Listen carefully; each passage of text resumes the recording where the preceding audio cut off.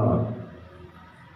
இந்த நாள் எனக்கு ரொம்ப அனுகூலமாக, எனக்கு ஆசீர்வாதமாக இந்த வருஷம் 2025 இருக்கும். அப்படியே இறை ஆற்றல், அந்த வல்லமை, பரிசுத்த ஆவியானவருடைய வழிநடத்தல், துணை எனக்கு இந்த ஆண்டை நிச்சயம், எனக்கு பரிச்சயமாக, எனக்கு சாதகமாக, எனக்கு நன்மையானதாக, செழிப்பானதாக என்னை வழிநடத்தி சொல்லும் அப்படின்னு சொல்லி எத்தனை பேர் விசுவாசிக்கிறீங்க? கை தட்டி நிச்சயம். ஆவியானவருக்கு நிச்சயம்.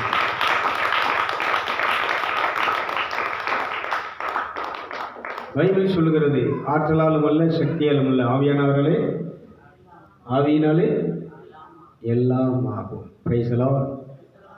ஒரு ரகசியத்தை சீக்கிரட்டு நான் உங்களுக்கு சொல்லி என்ன செய்கிறேன்னா அடுத்த ஜபத்துக்குள்ளே கொண்டு போகிறேன். இன்னைக்கு பிரசங்கெல்லாம் கம்மி தான், ஏன்னா ஒரு சில மெசேஜ் உங்களுக்கு கொடுக்க வேண்டியது. இன்னைக்கு ஃபுல்லாக நான் ஆராதனையில் தான் இருக்கணும். ஏன்னா நேற்று பகல் நைட்டு ஃபுல்லாகவே நான் என்ன செஞ்சேன்னா மேக்சிமம் வெளியில் வரல, அந்த ரூமுக்குள்ளே உட்காந்துருக்கேன். ஏன்னா போதிக்கிறேன்னா என்ன செய்யணும்னா முதல்ல அதை கடைபிடிக்கும். நீங்கள் காத்திருங்க, நீங்கள் ஆண்டவர்கிட்ட இருந்து வல்லமை பெறுங்க. நீங்கள் காத்திருக்கும் போதும் ஆண்டவர் நினைச்சுவார், உங்களை ஆசீர்வதிப்பார் அப்படின்னு சொல்லிட்டு நான் காத்திருக்காம இருந்தேன். நினைச்சாரு. நான் என்ன செஞ்சேன்னா ஃபுல்லாக லாக் பண்ணேன். பகலில் கதவை அடைச்சிருந்தேன், நைட்லேயும் கட்டில் போட்டு படுக்கலை. இந்த ஈச்சேரில் உள்ள ஒரு ஈச்சர் கிடக்கு, அதிலே சாஞ்சே அப்படியே உட்காந்து கண்ண மூடி தியானத்துக்குள்ளே உட்காந்துருக்கேன். ஏன்னா இந்த வாக்கு தத்தங்கள்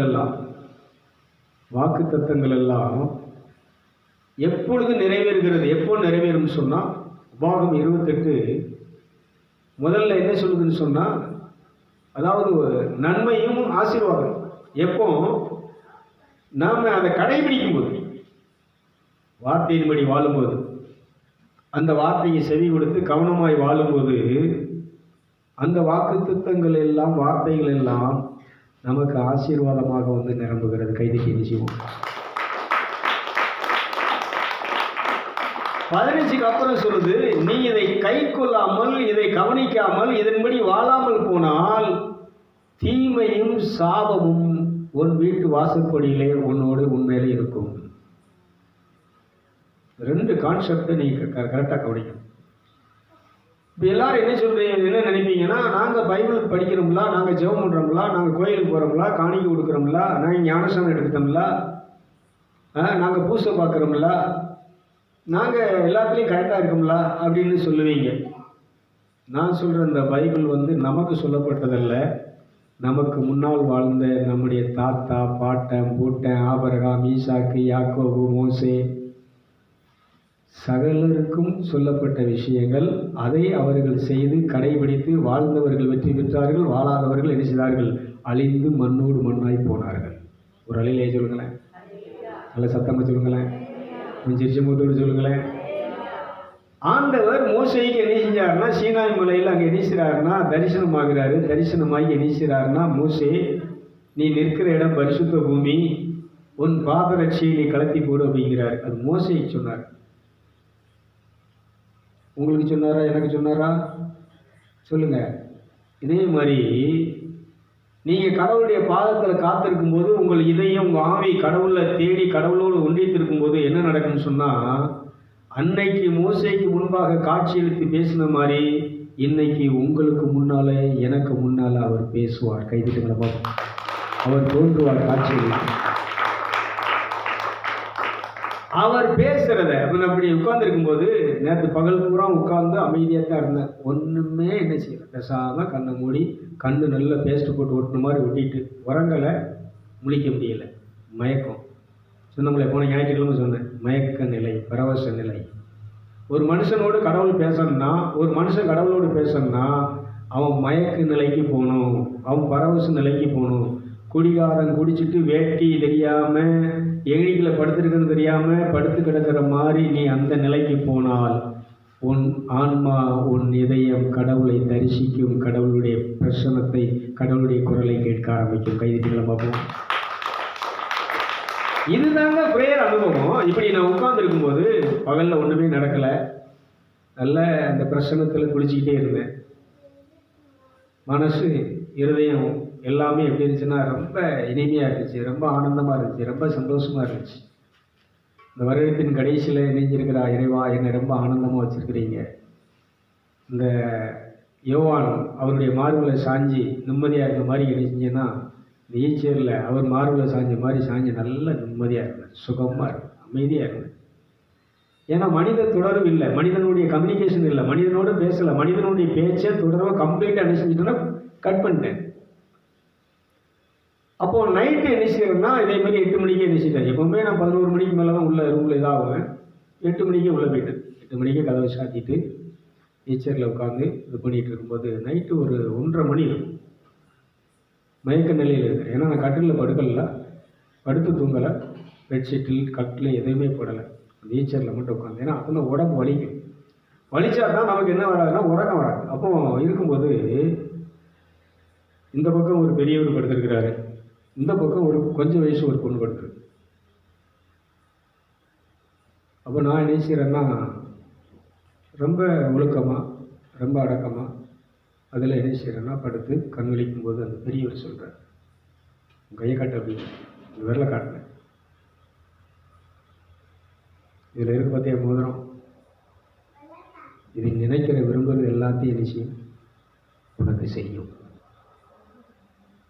அப்போ நான் பார்க்குறேன் மோதிரம்னு சொன்னால் அது நம்ம தங்கத்தில் வேறு எதுலையா இருக்கணுமே, நம்ம அப்படி ஒன்றையும் காணுமே, கை விரலை பார்க்குறேன், தங்கத்தையும் காணும் ஒன்றையும் காணும், மோதிரம் இருக்குங்காருன்னா இந்த விரல் நடு விரல் மட்டும் இதுதான் ஆகாயம்.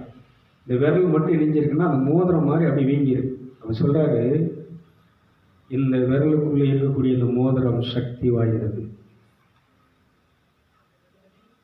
இந்த மோதிரத்தை பற்றி சொல்லும்போது உதாரி மைந்தனுடைய வரும், அவனுக்கு மோதிரத்தை அணிவித்து கால்களுக்கு செருப்பை அணிவித்து விலையுயர்ந்த வஸ்திரத்தை உடுத்தி அவனை அந்த வீட்டிலே அரசனாக மகனாக என்ன செய்தார், அமரப்பட்டினார். கைதிட்டுகளை பார்க்கணும்.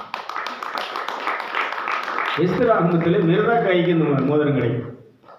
அதாவது இறை ஆட்சி, இந்த பூமியை ஆளக்கூடிய, மனிதர்களை ஆளக்கூடிய, படைப்பை ஆளக்கூடிய அதிகாரம் இதில் இருந்து யோசேப்புக்கு இந்த மோதிரம் கிடைச்சி. பார்வன் சொன்னார், இந்த அரண்மனைக்கு மட்டும் நான் ராஜாவாக இருப்பேன், இந்த எகிப்து முழுவதற்கும் நீரே அரசனாக இருப்பீர், உமக்கு என்று இந்த மோதிரத்தை அறிவிக்கிறேன்.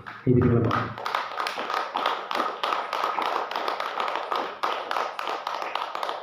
அப்போ அந்த மோதிரத்தை பற்றி உள்ளுக்குள்ள என் உணர்வு சொல்லுது, இந்த மோதிரம் என்ன விளையாட்டு கிடையாடா, இதுக்கப்புறம் இந்த மோதிரம் என்ன செய்ய போகுது, இந்த மோதிரத்தினுடைய அர்த்தம் என்ன, நீ என்ன செய்ய போகிற, நீ என்னெல்லாம் நினைக்கிறியோ அதெல்லாம் என்ன செய்யும். அப்போ தான் அன்னைக்கு ஒருத்தர் எனக்கு வந்து ஒரு கமிட்மெண்ட் கொடுத்துட்டு போனார். அவர் மாதிரி தெரிஞ்சிச்சு, இந்த மோதிரம் இருக்கிறது உண்மை, நான் பார்த்துட்டேன், அதனால் நீங்கள் சொன்னபடி எல்லாம் என்ன செய்யும், நடக்கும் அப்படின்னாரு. இவர் இப்படி அங்கே வந்தாருன்னு பார்த்தா அடுத்து டோட்டலாக ரூம் மாறுது, வேற ஒரு ரூம், பெரியவராக ஒரு பெரிய வயசானவர் போல் என்ன செய்யுது. பக்கத்தில் எனக்கு துணையாக படுத்திருந்தது யாருன்னு சொன்னாங்க, பரிசுத்த ஆவியானவர். கைதிட்டு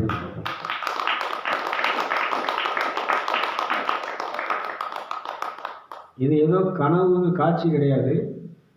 நான் அந்த தியானத்தில் இருக்கும்போது அந்த டைமில் அவர் அந்த மோதிரம் இது இப்படி சொல்கிறது யாருன்னு சொன்னால், அதான் சொல்கிறேன், இன்றைக்கி அவரை முகமுகமாக தரிசிக்கக்கூடிய தகுதி நமக்கு இல்லாதனால ஒரு பெரியவர் மாதிரி வந்து என்ன செஞ்சுட்டு போகிறாருன்னா, அதை சொல்லி எனக்கு அறிவுறுத்தி, இந்த வருஷத்தின் கடைசி முடிவில் நான் உனக்கு என்னுடைய பிளஸிங் ஆசீர்வாதத்தை, நீ என்ன நினைக்கிறாயோ அதெல்லாம் நடக்கும்படி இந்த அதிகாரத்தை, இந்த மோதிரத்தை நான் உனக்கு என்ன செய்கிறேன், இதை ஆசீர்வதித்தார்கள். புதுசாக இப்போ இன்னைக்கு உனக்கு அப்போ தான் சொல்கிறாரு, இது இன்னைக்கு உனக்கு நான் கொடுக்கறதல்ல, இந்த சோல், இந்த ஆவி உன் உடலுக்குள்ளே வந்த பொழுதே இந்த அதிகாரம், ஆற்றல், சக்தி எல்லாம் உனக்கு கொடுக்கப்பட்டது. இது செயலிழந்து கிடந்தது, என் பாதத்திலே காத்திருக்கின்ற பொழுது இது சக்தி பற்றி இப்பொழுது செயல்பட போகிறது, இது உன்னை வழி நடத்தும். கைதிகளை பார்ப்போம்.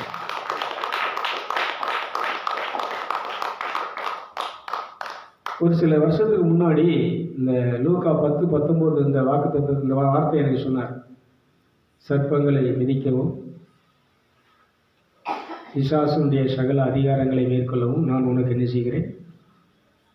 இந்த அதிகாரத்தை ஒரு தடவை நான் காட்டில் ஜெபம் பண்ணிட்டு இருந்தது கொடுத்தார். அப்போ கொடுக்கும்போது அப்போ இதை டெஸ்ட் பண்ணேன். எங்கள் அப்பாட்ட இருக்கக்கூடிய ஆவிகள் வந்து ரொம்ப மோசமானது. இசைக்கு, காளி, மாரி, சுடலை, மாடை, கொம்பை, பட்டாணி, இப்படி ஒரு 21 மிகப்பெரிய இந்த உலகத்தில் மனுஷர் சொல்லக்கூடிய சக்தி வாய்ந்த சாமிகள். அதை கூப்பிடுவார், வரும். இல்லை மாடை வாம்பார், ஏய் காளி வாம்பார், எல்லாம் வரும். இதை என்ன செஞ்சேன்னா ஃபைண்டிங் பண்ணேன். இதை என்ன செஞ்சேன்னா கால்கிட்ட எத்தனை மிதித்தேன். இப்போ எங்கள் அப்பா சொன்னார், டேய் நீ இயேசு நாமத்தில் ஒன்று மிதிக்கிற எத்தனை உடனே அவ்வளோ ஆடு மாடு மாதிரி என்கிட்ட வெளியே விலை ஓடுறா அப்படிங்க. அதெல்லாம் கவனிச்சுக்கோங்க. நான் எப்போமெல்லாம் காத்திருக்கிறேனோ, எப்போமெல்லாம் சில நேரத்தில் ஆண்டவருடைய அந்த ஆற்றலுக்காக, ஆண்டவருடைய அந்த ஒன்றிப்புக்காக உட்காரும் போதெல்லாம் ஏதாவது ஒரு விசேஷ பிளஸிங், அந்த வார்த்தைகள், வாக்குத்தத்தங்கள், அந்த வார்த்தைகளை கொடுத்து அந்த சக்தியை என்கிட்ட வெளிப்படுறதை என்ன செய்வார்னு காட்டுவார். கைதிரில் போகும்.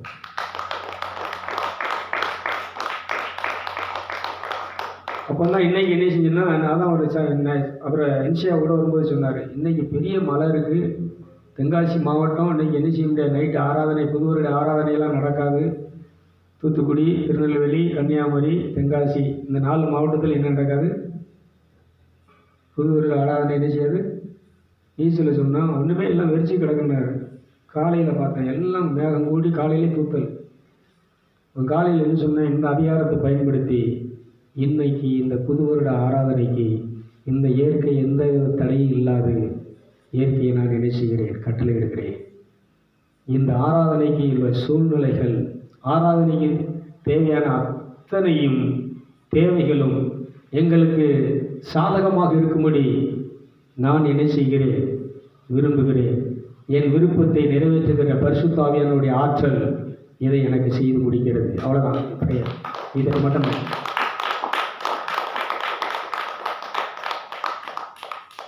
பாருங்கள், இயற்கையெல்லாம் ஒரு 12 மணிக்கு மேலே எல்லாம் கழுவி போட்ட மாதிரி ஆயிடுச்சு. இப்போ எப்படி இருக்கிறோம், சூப்பராக ஒரு குளிர் கூட இல்லை, குளிர்கள் கூட இல்லாமல் என்ன செஞ்சுருக்கிறோம், அழகாக அற்புதமாக ஆராய்த்து கொண்டு இருக்கிறோம். இன்னொரு மிராக்களை சொல்கிறேன். காலையில் வரைக்கும் என்ன சாப்பாடு போடணும் அப்படிங்கிறது வேறு சிஸ்டர் ஒரு பக்கம். பாஸ்டர் இன்றைக்கி என்னது, இன்றைக்கி என்ன பண்ண போகிறீங்க, இன்றைக்கி என்ன பேச, ராணி ஒரு பாயசத்தை போட்டுருவோமா, சும்மா இப்போ நம்மளே நிறைய சிக்கலில் இருக்கோம், போட்டுருவோமா. யாரும் ஒன்றும் பேசாதீங்க. என்ன நடக்கணும்னு இறை ஆற்றல் வச்சிருக்கோம், என்னை வழி நடத்துகிறதோ அது நடக்கும். கைதிட்டுகளை பார்க்கணும். கேட்கணும். 10:30 மணி வரைக்கும் என்ன கிடையாதுன்னு சொன்னால் எந்த பிளானும் கிடையாது. இன்னைக்கு பிரியாணி போடக்கூடிய அளவுக்கு என்கிட்ட என்ன கிடையாது சொல்லுங்க, தப்பு இல்லை. ஆனால் உள் உணர்வில் நான் சொல்லிட்டேன். ஏன்னா கிறிஸ்மஸ் அன்னைக்கு சொன்னல, நீ அன்னைக்கு என்ன உண்டு சொல்லுங்களேன். என் இதயத்தின் விருப்பத்தை நிறைவேற்றுகிற இறை ஆற்றல் அபிஷேகம் எனக்குள் இருக்கிறது. இதை இன்னைக்கு செய்து முடிக்கும். கைதிட்டுகளை பார்ப்போம். 10:30 மணிக்கு ஃபோன் வருது, இன்னைக்கு இந்த பிரியாணி போடுறதுக்கு மொத்த செலவு என்ன ஆகும். போன வாரம் அவங்க கிறிஸ்மஸுக்கு போடும்போது கிட்டத்தட்ட ஒரு 7,000 ரூபா ஆயிருக்குன்னு நினைக்கிறேன். ஏன்னா பலசரக்கு அந்த அரிசி, மற்ற மசாலா, வெங்காயம், மற்ற இதுவே ஒரு 4 ரூபாய்க்கிட்ட வந்துருந்துச்சு. அப்புறம் அதெல்லாம் நான் சேர்த்து ஒரு 4 சில்லறை நம்ம வந்துடுற மாதிரி இருந்துச்சு. கறி எப்படியும் 15 கிலோங்கும்போது ஒரு 3-3.5 வந்திருக்கும், 8 ரூபா வந்திருக்கும். நான் என்ன சொன்னேன்னா, உங்களுக்கு முடிஞ்ச ஒரு 5 ரூபாய் பண்ணுங்க, மீதியை நான் என்ன செய்கிறேன். அப்போ நான் உடனே ரூபா கொடுத்து விடுவேன்னு ரூபா வந்துச்சு. ஐயா ராணியை கூப்பிட்டாங்க, வா பிரியாணி நீ போட்டுருவோம்மா. சும்மா என்னத்தை போட்டு பிரியாணி போட, ஆண்டவர் போட, ஆண்டவர் தருவாங்க, நீ சமைக்கணும்ல. ஏன்னா அங்கே பெர்மிஷன் கேட்கணும்ல மாஸ்டர்கிட்ட. மாஸ்டர் இன்றைக்கி என்ன சமைக்கலாம், அவங்க பாயாசத்தில் நின்னாங்க. பாயாசத்தை விட்டு ஐயே சும்மா சமாதானப்படுத்துறதுக்காக கலவை ஒரு 10 கிலோ கறி எடுத்து அரிசி நம்மகிட்ட இருக்குது, சாப்பாடை போட்டு போகும் அப்படின்னு. அப்படி செஞ்சிடலாம் அப்படின்னா. நான் என்ன நினைக்கிறேனோ, நிர்ணயம் பண்ணுறனோ அதை தேவன் செய்வான். இன்றைக்கி பிரியாணி தான். கைதிட்டுகளை பார்ப்போம். உங்களுக்கு சூடாக பிரியாணி ரெடி ஆகிடுச்சு. நல்லா கவனிச்சுக்கோங்க. எல்லாம் சின்ன சின்ன விஷயங்கள். ஏன் சொல்கிறேன்னா, இந்த தேவன் வந்து காத்துரு அதான் சொல்கிறேன். ஒன்றும் இல்லை. ஒன்று எனக்கு ஒன்றும் இல்லாத நிலம் வந்தது. இன்னொன்று சில ப்ராப்ளங்கள். இன்னொன்று இந்த வருஷ கடைசியில் நான் என்ன செய்யணும்னா, கடவுளோடு இருந்து இந்த வருஷத்தை நான் என்ன செய்யணும், காத்துரு. ஒரு விஷயத்த சொல்லு, நீ ஜெப கூட்டத்துக்கு போங்க, போகாமல் இருங்க, நான் அதை பற்றி சொல்ல வரல. நீங்கள் ஜெபம் பண்ணுங்க, ஜெபம் பண்ணாமல் இருங்க, அதை பற்றி நான் என்ன செய்யலை. ரெண்டும் ஒன்று தான். நீ ஜெபம் பண்ணாலும் ஒன்று தான், ஜெபம் பண்ணாட்டில் ஒன்று தான். ஆனால் ஒரு விஷயத்தை நான் என்ன சொல்கிறேன்னா, நீ அவர் பாதத்திலே காத்திருக்க வேண்டும். ஒவ்வொரு தேவைக்கும் ஒவ்வொரு பிரச்சனைக்கும் இறைவா நான் உன்னிடத்திலே கரங்களை ஏந்துகிறேன். கைதிகளமா இறைவனிடம் கையேந்துங்கள், அவன் இல்லை என்று சொல்லுவதில்லை. கண்ணீரோடு கேட்டு பாருங்கள், தம் பொக்கிஷத்தை மூடுவதில்லை. நல்லா கைதட்டி இறைவனிடம் கையேந்துங்கள், அவன் இல்லை என்று சொல்லுவதில்லை. கண்ணீரோடு கேட்டு பாருங்கள், தம் பொக்கிஷத்தை மூடுவதில்லை. இல்லை என்று சொல்லும் மனம் இல்லாதவன், ஈடு இணை இல்லாத கருணையுள்ளவன். நல்ல கைதட்டி இல்லை என்று சொல்லும். நல்ல கைதட்டி பாருங்க. நீங்க கைதட்டி பாடுனதுக்காக பாட ஆரம்பிச்சிருக்க, உறங்கிடக்கூடாது. இல்லை என்று சொல்லும் மனம் இல்லாதவன், ஈடு இணை இல்லாத கருணையுள்ளவன், இன்னல் படும் எழுகுரலை கேட்கின்றவன், நம் எண்ணங்களை இதயங்களை பார்க்கின்றவன், நம் எண்ணங்களை இதயங்களை பார்க்கின்றவன். இறைவனிடம் கையேந்துங்கள், அவன் இல்லை என்று சொல்லுவதில்லை.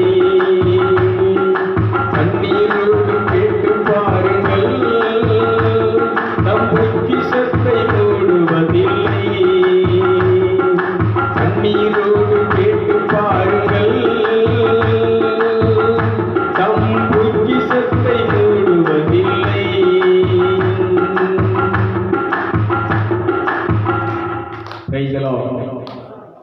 ஒரு விஷயத்தை நீங்கள் புரிஞ்சுக்கோங்க. இந்த புது வருஷத்தில் நான் உங்களுக்கு ஒரு சீக்கிரம் ரகசியத்தை சொல்லித்தரேன். கொஞ்சம் நீங்கள் என்ன செய்யுங்கன்னா, அதான் சொல்கிறேன், ஒரு நாள் கூட காத்திருக்க வேண்டியிருக்கும், ஒரு வாரம் கூட காத்திருக்க வேண்டியிருக்கும். ஆனால் நீ நினைச்ச காரியம் நடக்கும். கைதிகள் அது இல்லாமல் நீ தலையை கீழே ஊனி காலை மேலே வச்சு நீ எத்தனை நட்டுக்கு நின்னாலும் பாச்சா வலிக்காது. என்னது லப்பு லப்பு லப்பு லப்புன்னு அலைஞ்சி ராத்திரி பகலா வவ்வா மாதிரி நீ ஓடி ஆடி என்னதான் கஷ்டப்பட்டாலும் இந்த வயிற்று பொழப்பு மட்டும்தான் ஓடும். செழிப்பு வேணும்னா, நிறைவு வேணும்னா, வெற்றி வேணும்னா, நிம்மதி வேணும்னு சொன்னா, என்னது வேணும்னு சொன்னா, நிம்மதி வேணும்னு சொன்னா, அந்த இறைவனிடத்துல கையேந்தி நீ உட்கார, அத்தனையும் நடக்கும். கைதிட்டுகளை பார்ப்போம். விழுந்து விழுந்து நீ ராத்திரி பகலா படிச்சாலும் வராது. ஆனா கடவுளுடைய பாதத்தில் நீ அமர்ந்திருந்து அவன் அருள பலனை பெற்று நீ படிக்க ஆரம்பி, பார்த்தா போதும், உன் மண்டையில் அப்படியே ஸ்டோர் ஆகிடும். நீ எழுத போகும்போது அந்த ஆவியானவரே உனக்கு ஞாபகப்படுத்துவார். கைவிட்டுகளை பார்ப்போம்.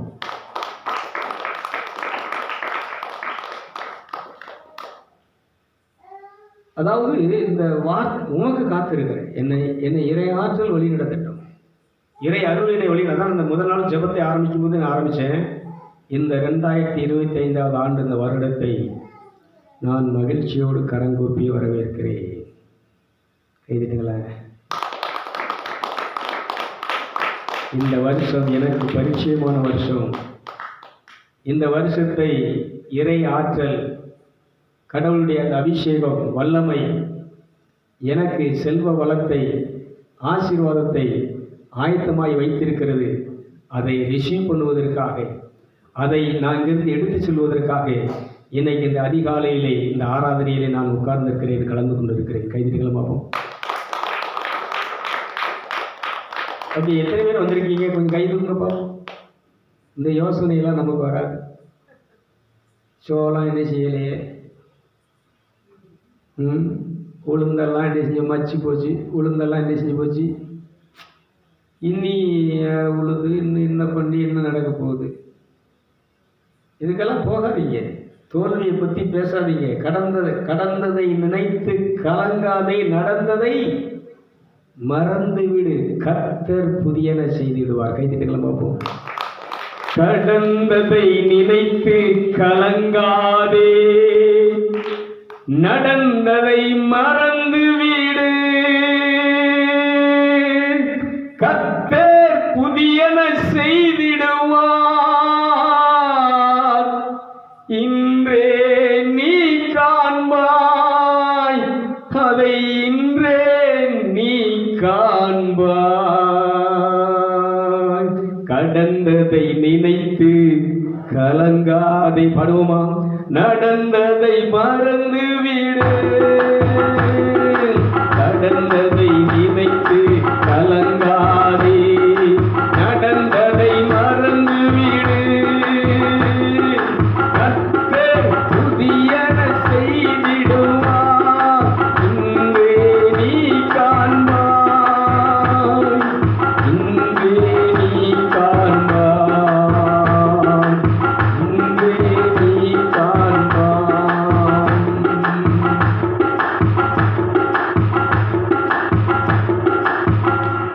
இதுக்கு அடுத்து மறந்து போச்சு. ரொம்ப வேலை இந்த பாட்டெல்லாம் பாடி தியானத்திலே உட்காந்து தியானம்னு பாட்டு பூரா என்ன செஞ்சிருச்சுன்னா, உள்ள ஒன்றும் இல்லை, சட்டியில் இருந்தால் தான் ஆப்பையில் வரும். அதனால தான் சில அடிகளை ஒப்பித்தினம் பார்த்தீங்களா? இந்த பாட்டெல்லாம் ஆரம்பிச்சுட்டு கடைசி ஒரு அடி உள்ளே வரல. இது அந்த ஃபஸ்ட்டு ஒரு பாட்டு பாடினேன் புது வருஷத்தில். அவர் முகம் சூரியன் போல் பாரியில் அருணுவதை போல். அதில் ஒரு அடி ஒப்பேத்தனம் பார்த்தீங்களா? ஏன்னா உள்ள முன்னாடி இதெல்லாம் எனக்கு உள்ள அப்படியே இருந்துச்சு, இருக்காடா இருக்கு. சரி, கவனிப்போம். அதனால் இந்த வருஷத்தில் ஒரு ரகசியத்தை உங்களுக்கு சொல்கிறேன், ப்ளீஸ் காத்துருங்கன்னு சொல்கிறேன்.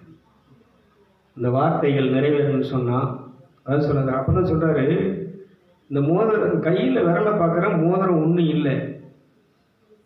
அப்போ உள்ள அந்த பக்கத்தில் இருக்கிறவர் சத்தமாக பேசலை, அவர் உள்ள உணர்வில் பேசுறது.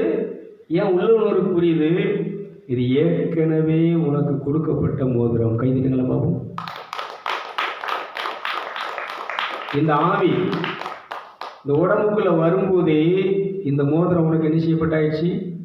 கர்ம பாவத்தினாலும் ஜென்ம பாவத்தினாலும்.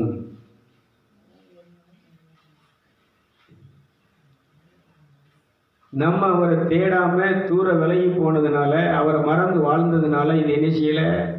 வேலை செய்யல. இப்போ நீ அவரை தேடினதுனால, இப்போ அவர் பாதத்தில் காத்திருக்கிறதுனால, இப்போ அவருக்குரிய ஸ்தானத்தை மதிப்பை கொடுக்கறதுனால, இப்போ நீ அவரை தலை வணங்கி மோங்குப்புற விழுந்து ஆராதிக்கிறதுனால, நீ அவர் பாதத்தில் மணிக்கணக்காக உட்கார்ந்து இருக்கிறதுனால, இப்போ உனக்குள் இருக்கக்கூடிய அந்த ஆவியில் இருக்கக்கூடிய அனைத்து தன்மைகளும் ஆற்றலும் சக்தியும் உனக்குள்ளே செயல்பட ஆரம்பிக்கிறது. கைதிட்டுகளமாகும்.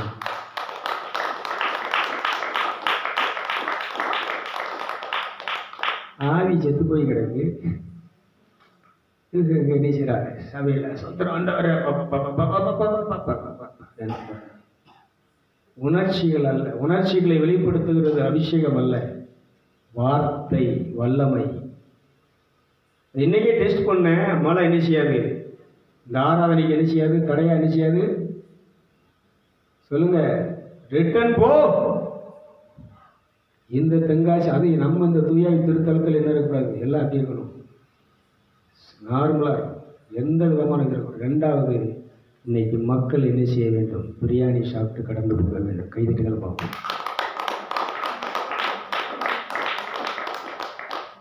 இந்த 2 விறகுலையும் நான் என்ன செய்கிறேன்னா, இன்றைக்கி கண்கூட பார்க்குறேங்க. இன்னும் சொல்லுவேன், இனி இது இப்போ ஆரம்பிச்சிட்டோம்ல, இனி இதை விட மாட்டேன். இனி பிரசங்கம் பண்ணணும், ஊழியம் பண்ணணும், அங்கே போகணும், இதெல்லாம் கிடையாது. உட்கார வேண்டியது, கொடுக்கப்பட்ட பவரை என்ன செய்ய வேண்டியது? பயன்படுத்தி.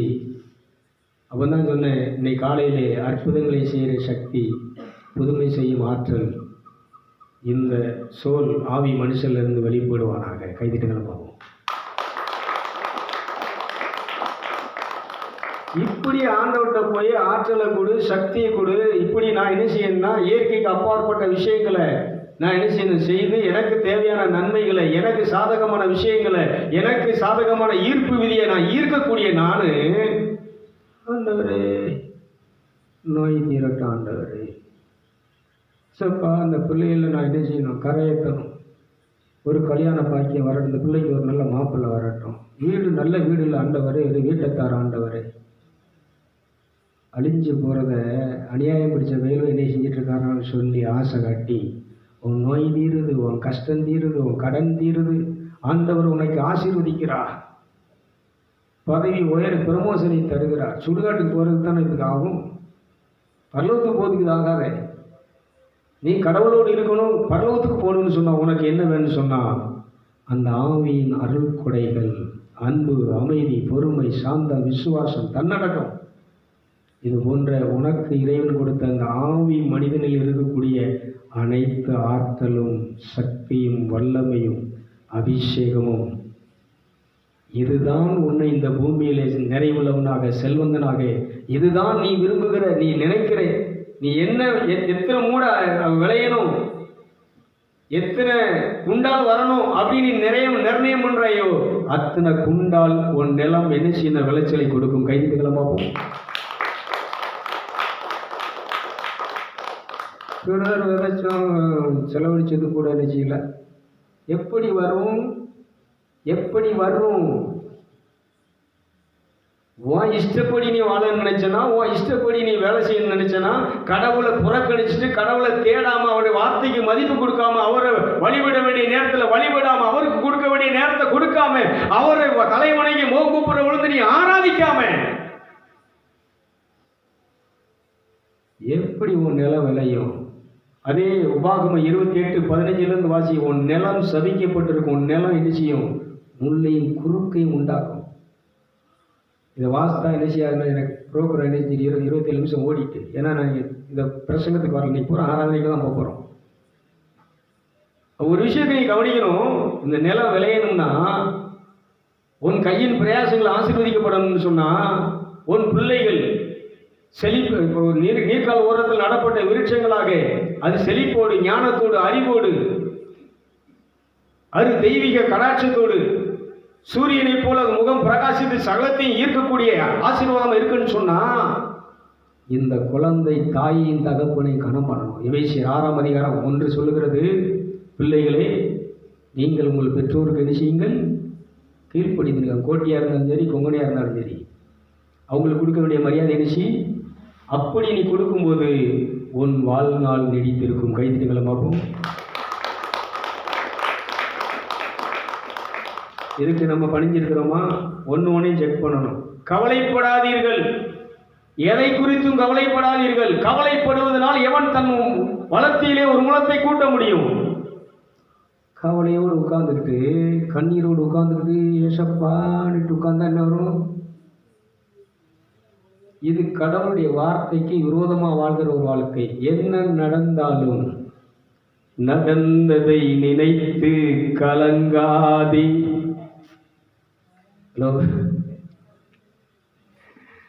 சின்ன விஷயத்துக்கு, சப்ப விஷயத்துக்கு பாருங்க, கலங்கி கவலைப்பட்டு பயத்தால போய் வாந்தி எடுத்து வேர்த்து விறுவிறுத்து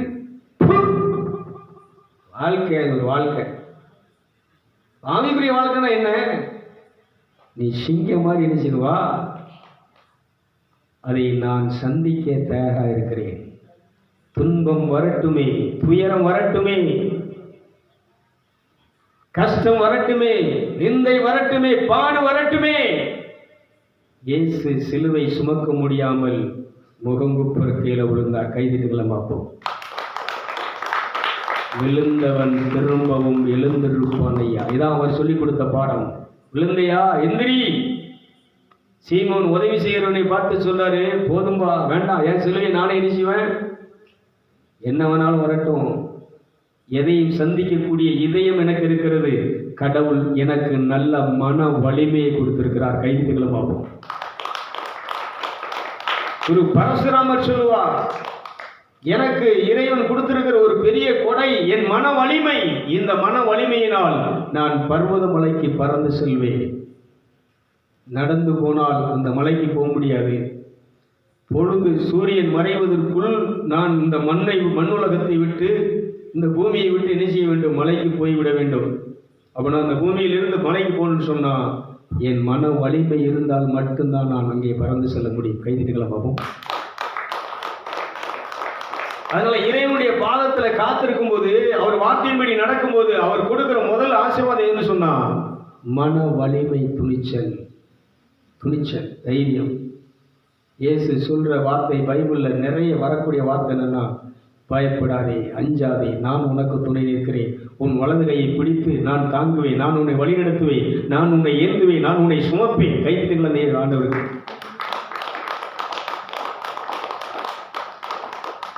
இது உட்கார்ந்தா தானே பேசுவாரு, நீ காத்திருந்தா தானே பேசுவாரு, அவருக்கு மதிப்பு கொடுத்தா தானே பேசுவார், இந்த வார்த்தையின்படி வாழ்ந்தா தானே பேசுவாரு.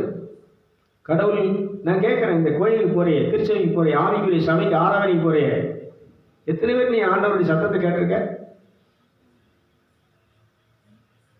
எத்தனை பேர் கேட்டிருக்கீங்க? மோசே கேட்டது போல, ஆபிரகாம் கேட்டது போல, ஈசா கேட்டது போல, எலியா கேட்டது போல, எலிசா கேட்டது போல, எல்லா தீர்க்கதரிசிகளும் கடவுளுடைய சத்தத்தை கேட்டது போல நீயும் நானும் கேட்க வேண்டும். அவர்களுக்குள் இருந்த ஆவிதான், அவர்களுக்குள் இருந்த ஆன்மாதான், அவர்கள் வழிபட்ட தெய்வம் தான் நீங்களும் நானும் வழிபடுகிற தெய்வம். கைத்தட்டிகளை பார்ப்போம்.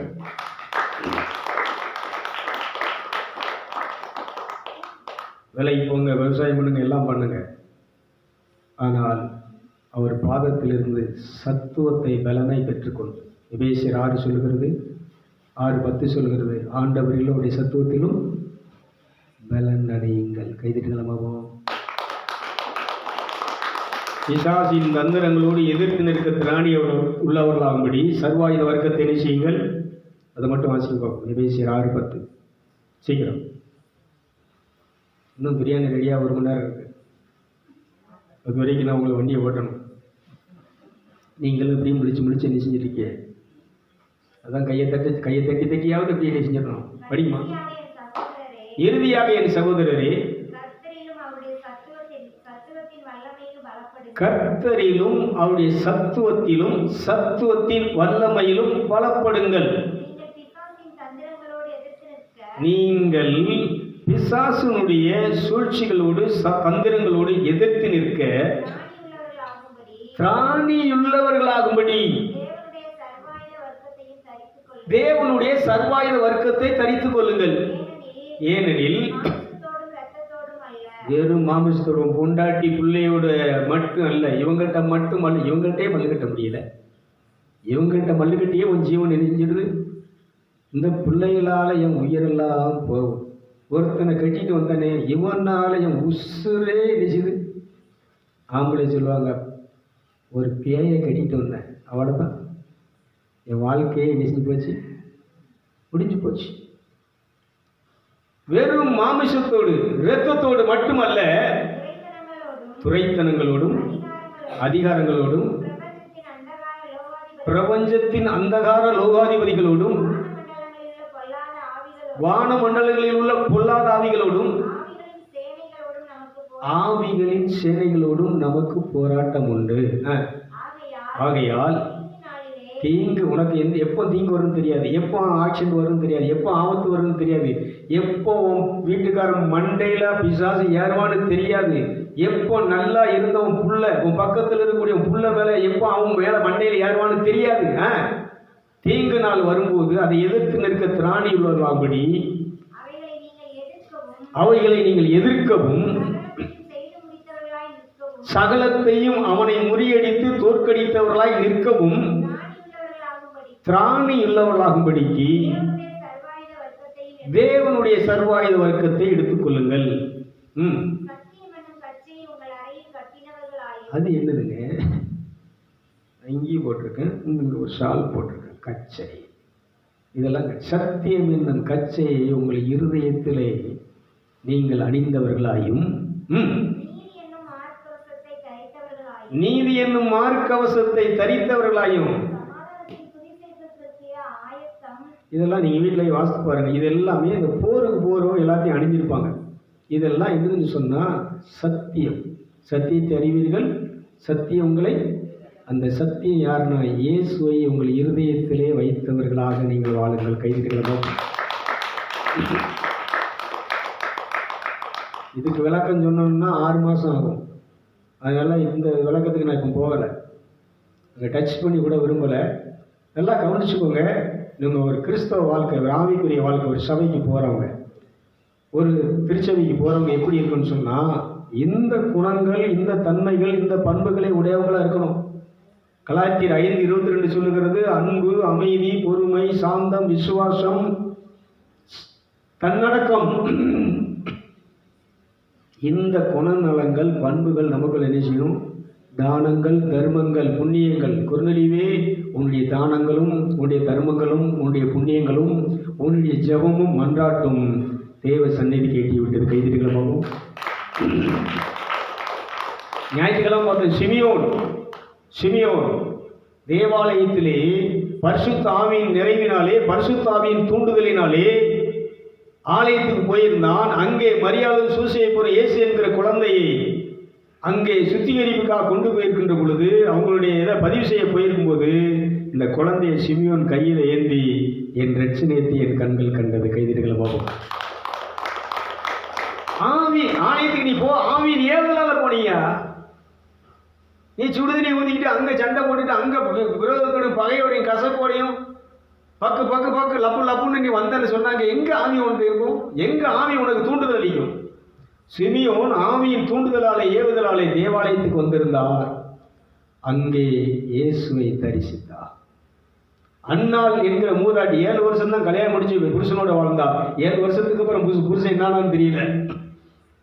அதுக்கப்புறம் தேவாலயத்திலே காத்திருந்து நோன்பு இருந்து தேவனை தொழுது ஆராதித்து அவள் இந்த இயேசுவை தரிசிப்பதற்காக காத்திருந்தாள். அந்த அன்னாலும் 84 வயது உள்ள அந்த அன்னாலும் இயேசுவை தரிசித்தாள். கைதிகளமாகவும்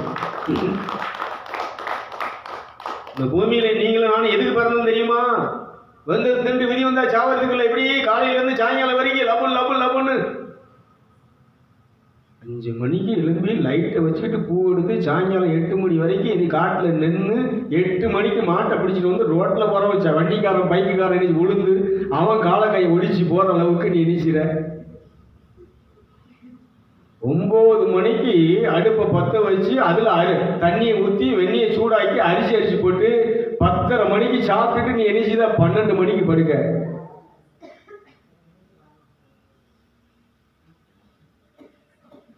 விளங்குதா? ஹலோ. ஆனா அப்படி நின்னாலும் என்னமோ வச்சிருக்க? கடன் தானே இருக்கு, வறுமை தானே இருக்கு, நோய் தானே இருக்கு, கவலை தானே இருக்கு, இந்த முகம் வாடித்தானே இருக்கு. ஆனா பைபிள்ல அவங்க முகம் சொல்லுகிறது, அவளுடைய முகம் சூரியனை போல் இருந்தது. கைதிகள்